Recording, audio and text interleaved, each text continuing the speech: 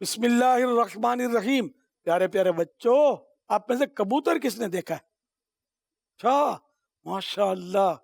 تو ایک کبوتر، لالچی کبوتر، اس کی میں آپ کو کہانی سناتا ہوں، اسٹوری. ایک کبوتر درخت کی شاخ پر بیٹھا تھا. اچانک اس کی نظر زمین پر گرے پڑے دانوں پر پڑی، جو دراصل ایک شکاری نے پرندے پکڑنے کے لیے ڈالے تھے. دانوں کے لالچ نے اس کبوتر کو اپنی طرف کھینچ لیا اور وہ جلدی سے زمین پر اترا، مزے سے دانے کھانے لگا. ابھی اس نے تھوڑے ہی دانے کھائے تھے کہ ایک جال اس پر آ گرا اور وہ کبوتر اس میں پھنس گیا.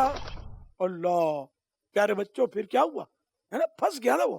اب شکاری نے اسے پکڑا، ذبح کیا اور آگ پہ بھونا، اس کا باربیکیو کیا اور کھا گیا. اس کے بعد شکاری نے دوسرا کبوتر پکڑنے کے لیے ایک جگہ دانے ڈالے، مگر وہ کبوتر ہوشیار تھا.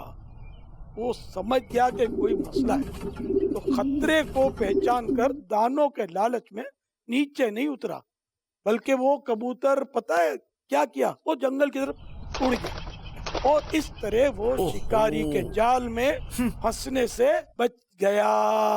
ماشاء اللہ. پیارے بچوں، سنا اس کہانی میں شکاری نے دونوں کبوتروں کے لیے دانے ڈالے تھے.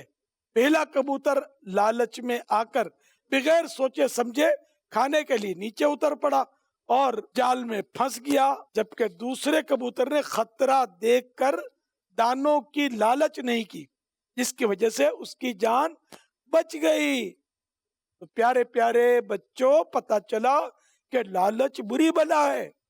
یہ بھی ہمیں سیکھنے کو ملا کہ کوئی بھی کام بغیر سوچے سمجھے نہیں کرنا چاہیے، بلکہ کام کرنے سے پہلے اچھی طرح سوچ لینا چاہیے کہ جو کام ہم کرنے جا رہے ہیں کہیں اس میں ہمارا نقصان تو نہیں.